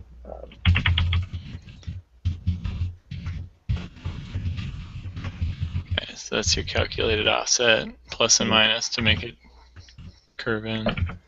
Yeah, and then if you do that theoretically, because you're averaging the as long as you're not like oversaturating one motor or whatever, right? It should average out, so you don't really notice it. Right. Because the left and right are averaged, back in our drivetrain class. But and then obviously you need to do something to set your turn. Actually, I probably won't do it this way. I just set them. Either have some global one or whatever. But okay, so then I'm trying to understand the point here. So what you're talking about is not a planned angle drive, but or what do you mean, like? what this will do is you give it a distance to drive. So Yep. you want to drive 1 feet or 1 foot, um, or whatever that is in encoder ticks, Yep. and then it'll drive that distance, and while driving that distance, it will also make sure that the gyro stays at 0 degrees. So it'll be straight relative to where it started. Okay. So the get drivetrain.get angle. What is that That actually returning? 'Cause that's not the that gyro. Yeah, it is. Oh. Here, I'll Oh, show you. because you wrote that in there. Yeah. I Yep. gotcha. I was thinking it was like calculating an angle based on Yeah. wheel speeds or something. No, Okay. nothing that fancy. Okay. So Yeah. so that is just getting the gyro angle, and then Right. if it's non-zero essentially, if it's off to one side or the other, Right. it's correcting it by turning the robot and Right. hopefully getting that error back to zero. Right. And you can do just point turns like this too. You just take out the distance factor, right? And it'd just be a proportional control loop going to a set point angle. And actually, here Okay. what you also may want to do here is When would you ever want to do that? if you If want to if you had turn like 90 degrees. if you had a Um, button and just like that was a 90-degree turn button type of thing? well, here I can show you here. So, come on, this doesn't choke too much over there. But this is our robot at. Oh, my cat just jumped up. So this is our two-ball autonomous here in the middle. Okay. And here, actually, they got all the introductions in this, but just to show you an example how it all comes together. Oh, too far. And if you wouldn't mind full screening it too. Oh yeah, sure. As soon as there we go. Okay. So basically, we drive forward, and then it does a little turn there. That turn, so it turns Yep. toward the hot coal. Yep. That turn is done using the gyro. And Okay. it's not 90 degrees. It's like 30 or whatever. But So and then it starts a turn and then it slows down and stops once the right, error has reached zero approximately. right, yep, exactly. And then it shoots. And then the reason why you really can't do this all timed, in this case especially, is because now we have to turn back to 0 degrees to go and pick up the other ball. And if we're off, we're going to knock the ball away. So you Right. see, then it goes back. It has to keep straight, and then it gets the ball. So if we weren't doing all that, it would, wouldn't get the ball. So situations like that Wow. where it's useful to do it. It's magical. You know. Okay. And as far as what was I going to ask? With the camera Yeah. for doing the detection, that all seemed, at least with the C++, seemed really complicated. Where do you have that in your code here? So what we actually did is I had a little OpenCV. You know what OpenCV is? You familiar No. with OpenCV? No. Okay, OpenCV is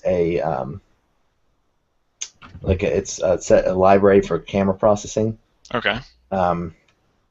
We kind of did it a little cheap way, basically because the hot goal little flip thing is sometimes delayed up to a second into the match. Okay. And we kind of stole another little trick from the Cheesy Poofs. They run a little app on their driver station that basically you put two hands against your shirt and then you move one, and that's how you tell it which way to go. So we weren't actually doing any tracking on the robot. Oh, so you actually had it watch you. Yeah, here, I can show you. That's brilliant. And I can track down our code and put it up on GitHub.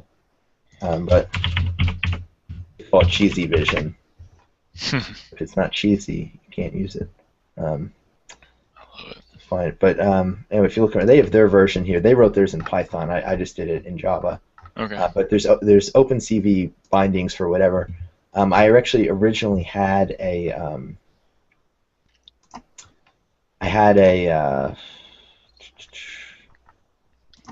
a Raspberry Pi on board doing the vision processing. Okay. The delay on the flipping of the thing was screwing us up. So, but basically, yeah, basically it draws two little boxes, and you just move your hand out of the one that's hot, and then the robot goes. And we did ours over network tables. So if you look at the autonomous wrapper here, Mm-hmm. you'll see that it's getting stuff from a network table here where it's like get Boolean. So then, I guess real quick question then, you never had a camera on board, it was just like a webcam plugged into the driver's computer? Oh, it had a built-in webcam. Okay. So yeah. Huh. But what we were originally doing, I think the vision code for what I was originally doing is up on GitHub, which is running on a Raspberry Pi. So before we switched to doing it on the driver station, oh, it's private. Hold on, I'll make it not private.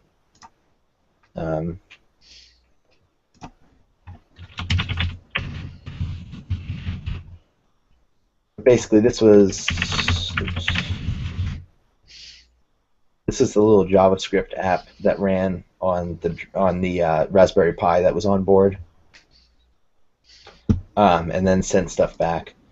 But basically, this is, if you look at the OpenCV stuff here, which is in Target Tracker. Okay. This type of, basically the OpenCV operations that it's doing, doing the thresholding and finding rectangles. That same stuff, even if you do it in Java or whatever, it's still very applicable, to other games like 2013 or 2012, where you had to find the backboard rectangle or whatever. Okay. Something else to look at is 2012 would have been more of a camera on board, though, that right, you're trying to. right. Yeah. So you would. Well, this was on board too. I'm saying this code was from before we switched to doing it at the driver station. So we had the little IP camera on board. If you look at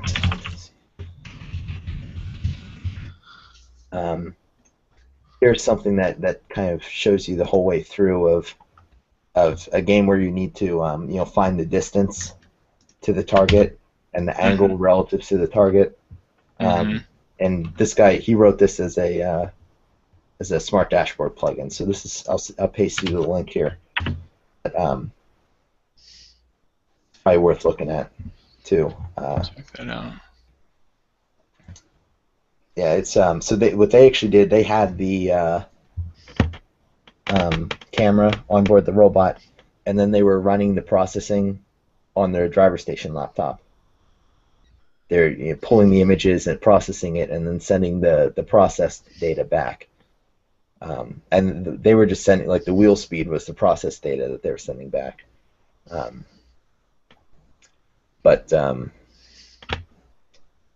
Yeah, there's a lot of stuff you can do with Vision. Next year, though, you might be able to just use OpenCV right on the RoboRio since it's running Linux. Huh. Just like plug in some USB webcam or whatever. Okay. Interesting. So I don't know what they'll do next year, but the Vision might get a little bit easier. Although, if you think creatively, there's always ways to get around using Vision. So, in the sense that you can, during autonomous, you can't touch the controls, but the robot can essentially watch you. Right. Well, now, like in autonomous, one of the nice things, as long as they don't do, like I'm saying, like in 2012, you didn't really need it during autonomous. But if you get in the mindset, like how old is your team? Were you guys around in 2012? No, we were 20. Okay. Frisbee was our first year. Okay. Okay. Well, I'll use an example from that year then. So, let's say like you wanted to shoot the full field. Yep. And you think you need really precise lineup, for example, and you don't want to get in the if you think vision is the only way to do that, um, think there might be other ways, like the flashlight example that I gave. Both people that won the world championship in 2012 just had flashlights, going against people that were using vision tracking, and the drivers had enough practice that they could just line up faster with a flashlight. Um, so, especially as a new team, I wouldn't really concentrate on vision too much. But uh, yeah, do you know what I'm trying to say? Like, Yeah, yeah, basically that avoid vision if you yeah, can. yeah. Like if there's like a flashlight option, I Yeah. would go with the flashlight, or do it on the, like in this year doing the cheesy vision. Is one people that we were partnered with at the one off season that we went to. They had a barcode scanner on their driver station, and they before the match they clicked into a text box on Smart Dashboard, and if the hot goal was like on the left side or whatever, the girl would just take her clipboard and scan a barcode on it, and it would type in hot goal into Smart Dashboard. Um, so if you think creatively, there's a lot of simpler ways Wait, that can you sometimes explain that one more time? yeah, they had a barcode scanner like Yeah. pointed at the ground. Okay. Uh, like how barcode scanners work. They're basically just keyboards on Right. computers, Right. and they'll just type the barcode and press enter Yep. automatically. Yep. So what would happen is the girl would just take out she on her clipboard she had a barcode, Oh, okay. and she just scanned it if it was And it hot. was it was big enough that from that distance away it could read it. Yeah, Wow. that was pretty good. Awesome. But um, yeah, there's a lot of ways that you can kind of cheat the system and be just as effective as someone who's doing it with vision. Okay. Um, So mainly, don't be so afraid to be yeah, creative about it. That kind of stuff is yeah, fully legal and yeah. We'll supported. just make sure it's in the rules first. Okay. Um, like on the Q&A, someone asked, "Can I use the Kinect during autonomous?" And they said, "There's no rules preventing this," which is what sparked this whole thing. They might change it next year, though, Okay. considering everyone kind of just said screw the vision stuff. Um, but still, like if you have to line up with something, I would really look at the flashlight option. Okay. Like I know it sounds crazy, but And you can, is there like brightness rules? Because I know you don't want to interfere with other robots. okay, so 25, they're in the Mid Atlantic region, so we played with them a Okay. lot. They had basically a car headlight on the front. Oh, wow. It was like blinding, and they got in no trouble, and they won the world championship with it. So they So, blinded other teams. so no, it wasn't that bad, but it was borderline bad. Yeah. But I mean, like we used a little store bought like focusable flashlight from Lowe's, and it worked great. Um, so uh, I mean, really though, I can't say enough good things about that. If you need to line up to shoot with something, at least in 2013, the uh, the best option was to just have your shooting spot be against the pyramid or against the feeder station, right? Yep. Basically have a hard place to hit up against that's fixed to stop yourself. Hmm. Um, but in like 2012, where it's just open and you have to line up, or this year, where you have to line up. Except this year we didn't have any protected zones like we did in 2012. Right. Um, that having a driver solution to line up is sometimes a lot simpler. Okay. Yeah, Yeah. Because we got banged around pretty bad and just had a hard time lining up for anything. We had to do low goals the whole time. yeah, So, yeah, okay. yeah. I wouldn't expect next year to be like that. I'd expect safe zones to make a return. Yeah, too many robots got bashed to a Yeah, pulp.